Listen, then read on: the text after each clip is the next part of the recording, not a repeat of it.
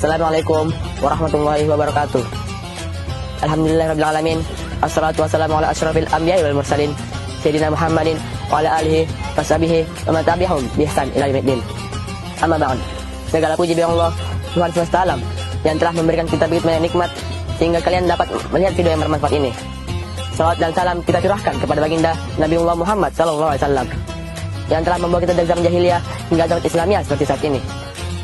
Berdirinya saya di sini untuk menyampaikan sebuah kultum singkat yang bertemakan bulan Ramadan.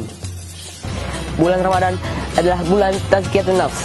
Puasa dan amalan-amalan lainnya di bulan Ramadan syarat dengan faedah, mendorong manusia untuk mensucikan jiwa dan hatinya.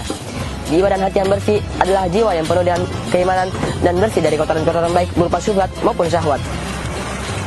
Hati yang penuh dengan kotoran akan redup, bahkan bisa mati. Hati yang bersih adalah dambaan setiap orang, dan itu akan berguna di akhirat kelak saat kita menghadap dengan Sang Khalik Allah Subhanahu wa taala. Allah berfirman dalam Al-Qur'an yang berbunyi, A'udzubillahi minasyaitonirrajim. Yauma la yanfa'u malun wala banun illa man atallaha biqalbin salim. Yang artinya, di hari harta dan anak laki-laki tidak berguna kecuali orang-orang yang menghadap Allah dengan hati yang bersih. Oleh karena itu, mari kita sama-sama membersihkan jiwa dan hati kita, terutama di bulan Ramadan yang mulia ini. Dalam hal mengotori jiwa ada 4 perkara, yakni yang pertama, berlebihan dalam makan dan minum. Yang kedua, berlebihan dalam tidur. Yang ketiga, berlebihan dalam berbicara. Dan yang keempat, berlebihan dalam bergaul dengan manusia. Di bulan Ramadan ini kita disyaratkan untuk melakukan amalan-amalan agar tidak berlebihan dalam hal ini. Yang pertama, kita disyaratkan untuk berpuasa agar tidak berlebihan dalam makan dan minum. Hendaklah makan dan minum sesuai dengan kadar yang diperlukan. Allah Subhanahu wa taala tidak menyukai orang yang berlebihan. Allah Ta'ala berfirman dalam Al-Quran yang berbunyi, wa kulu washrabu wa la tusrifu innahu la yuhibbul musrifin. Yang artinya, makan dan minumlah dan janganlah berlebih-lebihan, sesungguhnya Allah tidak menyukai orang yang berlebih-lebihan. Quran surah Al-A'raf ayat 31. Makan dan minum berlebihan tidak baik untuk jasmani maupun rohani.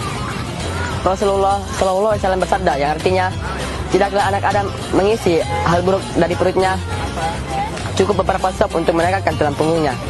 Jika tidak bisa, maka sepertiga untuk makanannya, sepertiga untuk minumnya, dan sepertiga untuk nafasnya. Hadis riwayat At-Tirmizi. Oleh karena itu, kita disyaratkan berpuasa agar dapat mengendalikan syahwat kita terhadap makan dan minum. Yang kedua, kita disyaratkan untuk melakukan qiyamul lail agar tidak berlebihan dalam tidur. Berlebihan dalam tidur adalah ciri-ciri orang yang malas.